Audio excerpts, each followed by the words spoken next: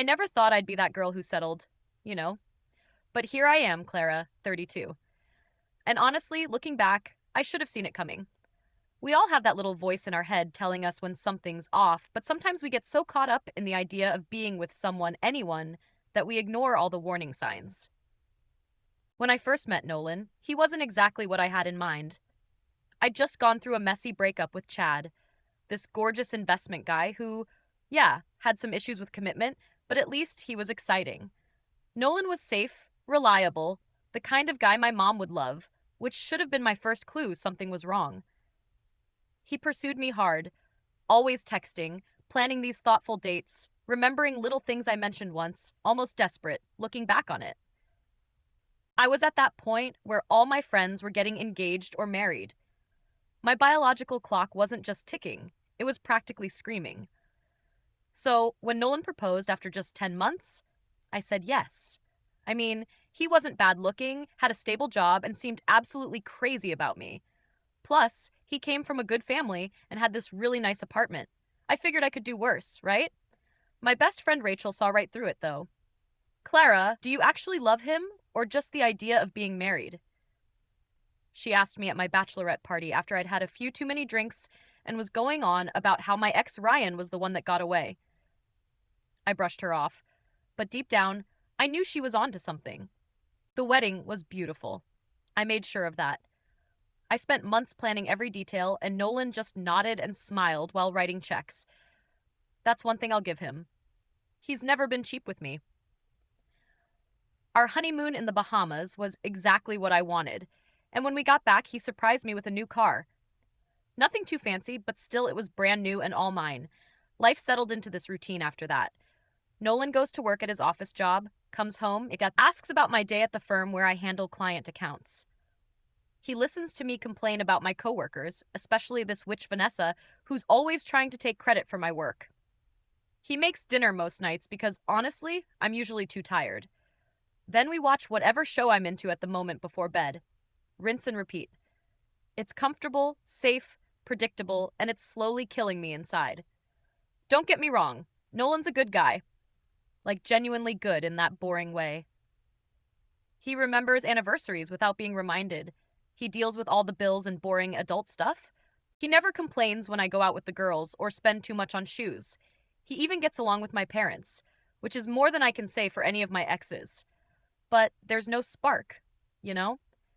I look at him sometimes while he's doing something totally normal, like brushing his teeth or checking his emails, and I think, is this really it? Is this what I signed up for forever? Meanwhile, I see Rachel and my other friends posting these amazing photos with their partners, weekend getaways, fancy restaurants, thoughtful gifts, and Nolan's idea of romance is ordering my favorite takeout. That's when Tucker started at our firm. Tall, confident, with this smile that makes you feel like you're the only person in the room. He gets my jokes, challenges me intellectually, and actually has interesting things to say about the world. We started having lunch together, then coffee breaks, then drinks after work with the team, though mostly it was just us by the end of the night. Nothing has happened between us. I'm not a cheater, but I'd be lying if I said I hadn't thought about it. Tucker makes me feel alive in a way Nolan never has. He gets my ambition, my dreams beyond just being someone's wife. When I'm with Tucker, I remember the girl I used to be, the one who had plans, who wanted to travel and experience life before settling down. The girl who wanted a partner, not a provider. The worst part, I look at Nolan, who does everything right on paper, and I feel nothing. Well, nothing, except resentment that I could have done so much better, that I settled for stability instead of passion, that I'm stuck in this life I'm not even sure I wanted, while he gets to be with someone way out of his league. I know how that sounds, but it's how I feel. Every time I see a couple actually in love, like genuinely can't keep their hands off each other in love, I get this knot in my stomach because I know that's not us. Never was, really, and probably never will be. Rachel called me last week, freaking out about her boyfriend, Jake. They've been together about a year and he's starting to talk about moving in together. I don't know, she kept saying, he's great, but something feels off. Is that normal? Did you feel that way with Nolan? If she only knew.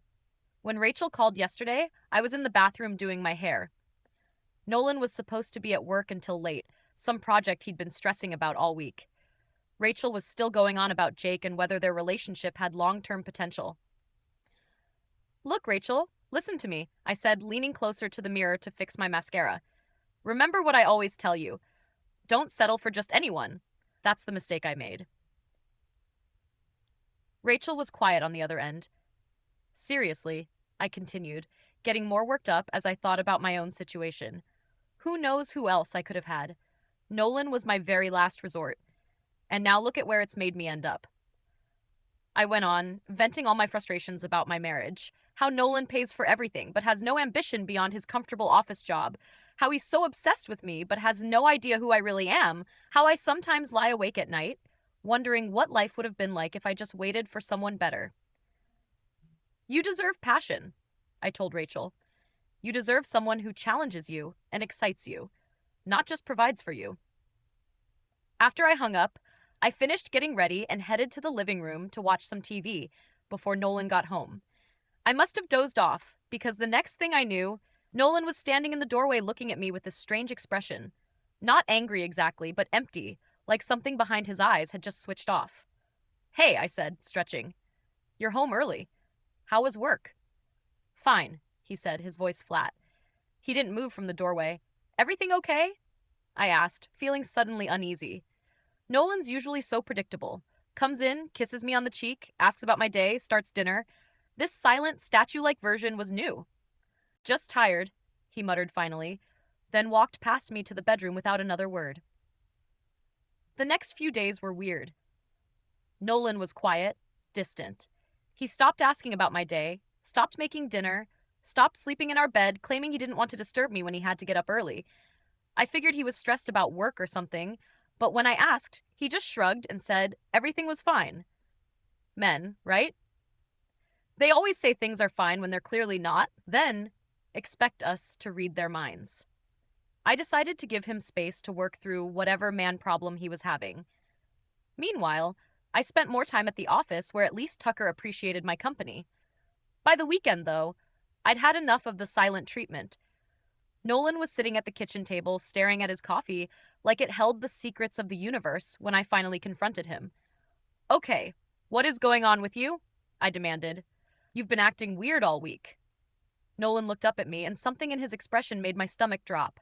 It wasn't anger or sadness. It was like recognition, like he was seeing me clearly for the first time. We should sit down and talk, he said quietly. We are sitting, I pointed out, trying for humor. He didn't smile. Clara, I was home early on Tuesday. I heard your phone call with Rachel. The blood drained from my face. Tuesday, the bathroom? Rachel. Oh no. What are you talking about? I stammered, buying time while my mind raced. You know exactly what I'm talking about, Nolan said, his voice eerily calm. I heard you tell Rachel not to settle like you did, that I was your last resort, that you're unhappy with where you ended up. I opened my mouth to deny it, then closed it again. How much had he heard? What could I say that would fix this? It's not what you think, I tried, reaching for his hand across the table. He pulled away before I could touch him. I was just joking with Rachel. You know how we are, always being dramatic about everything. Don't, his voice was sharp now. Don't lie to me on top of everything else. I'm not lying, I protested, forcing tears to my eyes. They always worked on Nolan before. I love you. You know I love you. Do I? He asked, looking straight at me. Because from what I heard, you settled for me. You think you could have done better.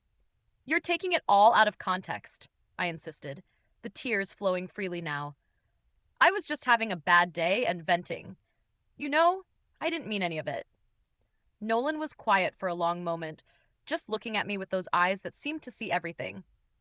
I've been thinking about this all week, he finally said, going over our entire relationship in my head. And you know what? It makes sense. The way you never seem that excited to see me, the way you compare me to your exes, the way you're always on your phone when we're together. That's not fair, I said, switching tactics. If you had a problem with me, you should have said something instead of spying on my private conversations. I wasn't spying, he said calmly. I came home early to surprise you because I got that promotion I've been working toward. I was going to take you out to celebrate. The promotion? The one he'd been stressing about for months. The one that would mean more money, more security for us, for me? Well, congratulations, I said weakly. Clara, Nolan said, ignoring my attempt at a diversion, I don't think this marriage was the right decision for either of us. My heart started pounding. Was he really going there over one stupid conversation? You don't mean that? I said, reaching for his hand again. This time, he let me take it, but his fingers remained limp in mine. We can work through this. I'll do better. We can go to counseling or something. It's not about doing better, he said, gently pulling his hand away. It's about the fact that you don't love me. Maybe you never did, and I deserve someone who does. I do love you, I insisted, panic rising in my chest. This couldn't be happening. What would I do? Where would I go? No, Nolan said, standing up. You don't, and I think we both know that. Something inside me snapped. All the fear and guilt transformed instantly into rage. Who was he to judge me? To throw away everything I'd built over one moment of weakness? Fine, I shouted, standing up so quickly my chair toppled backward. You want the truth? Yes, I settled for you. I could have had anyone, but I chose you, and this is how you repay me? By throwing a tantrum the minute things get hard.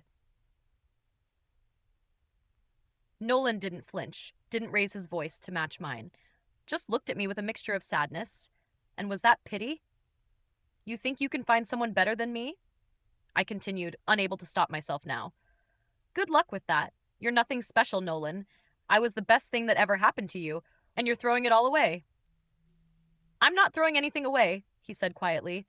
I'm just finally seeing what was never really there. Forget you? I screamed, grabbing my purse from the counter. I'm leaving. When I come back, you better have figured out how stupid you're being. I stormed out, slamming the door behind me.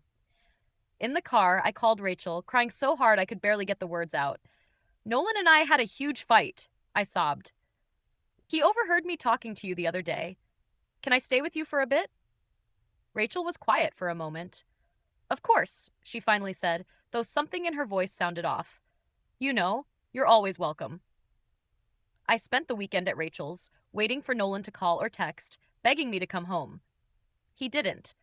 Rachel was weirdly distant too, asking questions about what exactly Nolan had overheard and seeming less sympathetic than usual. By Sunday night, I was starting to worry. Maybe you should call him, Rachel suggested as we sat on her couch with wine. Clear the air. Why should I call him? I demanded. He's the one who overreacted. Rachel gave me a long look. Did he, though? If he heard you say he was your last resort, whose side are you on? I snapped. Yours, always, Rachel said quickly. I'm just saying, maybe try to see it from his perspective. I ignored her advice and went to bed angry. Monday morning, I woke up to a text from Nolan. We need to talk about next steps. Please let me know when you'll be home to discuss. Next steps? What was that supposed to mean? I went to work distracted and irritable. Tucker noticed immediately, inviting me for coffee in the break room. You seem off today, he said, his eyes concerned. Everything okay? For a moment, I considered telling him everything. Imagine the sympathy in his eyes, the way he might take my hand, tell me I deserved better. But something held me back. Just having a rough morning, I said instead.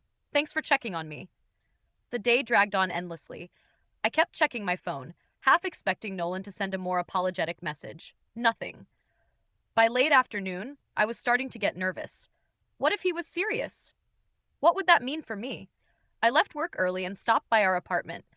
Nolan's car was in its usual spot. My hands were shaking as I unlocked the door. He was sitting at the kitchen table again, a stack of papers in front of him. When he looked up, his eyes were tired but calm. Hi, I said, trying for casual. I got your text. Thanks for coming, he said formally, like I was a colleague, not his wife. We need to talk about how we're going to handle the separation. Separation? I repeated, my voice rising. Are you serious? Over one stupid comment. It wasn't one comment, Clara, Nolan said with surprising firmness. It was a moment of honesty in a relationship built on lies.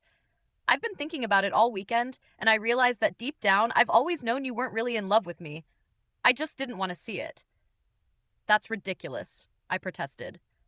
But the words sounded hollow even to me. Is it? He asked simply. Can you honestly tell me that you love me? That you don't resent me? That you haven't thought about what life would be like with someone else? I opened my mouth, ready to lie again, but something in his steady gaze stopped me. He already knew the truth. What was the point? Fine, I said instead, crossing my arms. So things aren't perfect. No marriage is. That doesn't mean we throw everything away. I'm not throwing anything away, Nolan repeated, echoing his words from before. I'm accepting what's already gone. He slid one of the papers toward me, a separation agreement already filled out. I think we should handle this as amicably as possible, he said. I've outlined a fair division of assets based on our prenup. The prenup? The one I'd signed without much thought because I'd been so focused on the wedding. The one that protected Nolan's savings, his apartment, his car. Wait, I said, feeling the ground shift beneath me. You can't be serious. Where am I supposed to go? What about our life together? You're welcome to stay here until you find a place, Nolan said, his tone still infuriatingly reasonable. I can move to the guest room. As for our life together, he shrugged. I think we both know that was more of an arrangement than a marriage. Something inside me broke. All the fear, all the uncertainty about my future crystallized into pure rage. You think you can just decide this on your own? I shouted. You think you can just throw me away like I'm nothing? I'm not throwing you away, Clara, Nolan said, still calm. I'm setting us both free. Free? I laughed bitterly.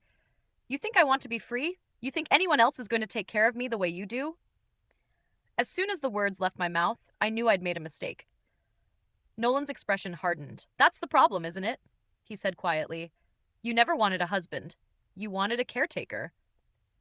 That's not what I meant, I backpedaled quickly. I just meant, I know exactly what you meant. Nolan cut me off, and I'm done being used. I stared at him, this stranger wearing my husband's face. Where was the man who would do anything to make me happy, who laughed at my jokes and forgave my moods and paid for everything without complaint? You're making a huge mistake, I said, grabbing my purse. When you realize that, don't expect me to come running back. I won't, Nolan said simply. I stormed out again, slamming the door even harder than before. In my car, I screamed at the steering wheel, hitting it until my palms stung. This couldn't be happening. Not to me. Not now. I drove aimlessly for hours, replaying everything in my mind. The more I thought about it, the angrier I got. Who did Nolan think he was? I was the best thing that ever happened to him. Without me, he was just another boring guy with a decent job. He should be grateful I chose him. Eventually, I ended up back at Rachel's. She opened the door in pajamas, looking surprised to see me. How did it go? She asked cautiously. He wants a divorce, I said, pushing past her into the apartment. Can you believe that? Over one stupid phone call. What exactly did he say? I collapsed on her couch, tears flowing again. He said he knows I don't really love him, that our marriage was just an arrangement. He already had separation papers ready. Oh, Clara, Rachel sighed, sitting beside me. I'm so sorry. He's going to regret this, I sniffled. He'll never find anyone as good as me. Rachel was quiet for a moment. Clara, I need to show you something. She picked up her tablet from the coffee table and tapped the screen a few times before handing it to me. It was open to some website I didn't recognize, a page full of comments. At the top was a post titled, I overheard my wife telling her friend not to settle like she did, that I was her last resort. My blood ran cold as I skimmed the post. It was our story, every detail exactly as it had happened from Nolan's perspective. He'd written about coming home early, hearing my phone call, our confrontation, everything. The post had thousands of upvotes and hundreds of comments, almost all of them supportive of Nolan and condemning of me. Anonymous husband 34. I've been taking care of everything. The apartment, her car, all our expenses. I thought we were building a life together, but apparently I was just a backup plan. I looked up at Rachel in shock. Did you know about this? She nodded slowly. It went viral yesterday. Jasmine sent it to me because, well, the story sounded familiar. Familiar? I repeated, my voice rising. He's airing our dirty laundry online for everyone to see. And you're on his side. I'm not on anyone's side, Rachel said carefully. But Clara, the things you said about Nolan, about settling for him, they weren't very kind. It was a private conversation, I protested. Everyone vents about their spouse sometimes. This wasn't just venting, Rachel said, taking the tablet back and scrolling through the comments. You said he was your last resort, that you could have done better. How would you feel if you heard him say that about you? I stared at her, betrayal burning in my chest. I can't believe you right now. You're supposed to be my best friend. I am your best friend, Rachel said firmly.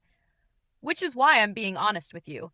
What you said hurt Nolan deeply, and now a lot of people know about it. This isn't just going to blow over. As if to confirm her words, my phone buzzed with a text from another friend. OMG, Clara, have you seen this Reddit post? Is this about you and Nolan? Then another, check your Facebook messages ASAP. And another, hey, just checking if you're okay. Saw something online that seemed like it might be about you guys. My stomach dropped as I realized what was happening. Somehow, people were connecting Nolan's anonymous post to us. Our story was spreading. I was being exposed. The next few weeks were a nightmare. Friends stopped returning my calls. Colleagues avoided me at work. Even Tucker started finding excuses not to have lunch with me. I tried damage control, telling anyone who would listen that Nolan had misunderstood, that he was twisting things to make himself the victim. But the story had already spread too far. Meanwhile, Nolan seemed to be thriving. According to mutual friends, the few who still spoke to me, he'd moved into a nice new apartment, was excelling at his job with the new promotion, and had even started going to the gym regularly. He'd changed his relationship status on Facebook to single and posted a photo of himself hiking with friends, looking happier than I'd seen him in years. When I finally returned to our old apartment to collect my things after multiple legal notices, I found most of my stuff packed in boxes in the living room. Everything I'd bought with my own money, which I realized with growing horror wasn't much. The furniture, the electronics, even most of the kitchenware had been purchased by Nolan. The prenup I'd signed so carelessly before our wedding meant I had no claim to the apartment, to his savings, or to any of our joint assets beyond my personal belongings. I'd assumed we'd be together forever. So what did it matter whose name was on the deed? I'd been so focused on what Nolan could give me that I never bothered building anything of my own. 3 months after our separation, I was laid off from my job. Budget cuts, they said. But I couldn't help wondering if my increasingly distracted performance or the office gossip about my personal life had played a role. With no savings of my own and no spousal support thanks to that prenup, I had no choice but to move back in with my parents at 32. 6 months after that, I saw on Instagram that Rachel was having a housewarming party. In one of the photos, I spotted Nolan chatting with a pretty brunette I didn't recognize. They weren't touching, but something in the way they looked at each other made my chest tighten. In another photo, they were laughing together, her hand on his arm. I wasn't invited to the party. A year after our separation, the divorce finalized with barely a whimper. I signed the papers in my lawyer's office alone while Nolan was apparently on vacation in Europe, according to his social media. By then, I was working at a job that paid half what my old one did, living in a tiny apartment I could barely afford, and watching from the digital sidelines as my ex-husband built a new life without me. The final blow came when Nolan changed his relationship status to in a relationship with the brunette from Rachel's party. Olivia, according to her profile, she was a kindergarten teacher who volunteered at an animal shelter and ran marathons for charity. Her posts were full of genuine smiles and thoughtful comments, not carefully staged photos or cryptic status updates like mine. One night, after too much wine and self-pity, I messaged him, "Are you happy now? Was throwing everything away worth it?" His response came the next morning. "I didn't throw anything away, Clara. I finally recognized my own worth. I hope someday you find yours, too." I stared at those words for a long time, something bitter and painful rising in my throat. He was right. There had never been anything real to throw away. Just a man who loved me more than I deserved, and a woman who was too blind to see what she had until it was gone. Sometimes I wonder what would have happened if Nolan hadn't come home early that day, if he hadn't overheard my true feelings.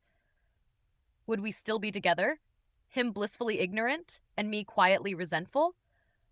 Would I eventually have acted on my attraction to Tucker or someone like him? Would I have spent my entire life settling without realizing what I was missing? I don't have those answers. All I know is that I warned my friend not to settle like I did. And in the end, Nolan was the one who refused to settle for a marriage without love, for a wife who saw him as a last resort. And now I'm the one who's truly settled for a life far less than what I once had, far less than what I thought I deserved. The irony isn't lost on me, though I'd never admit it to anyone but myself. After all, some lessons you can only learn the hard way.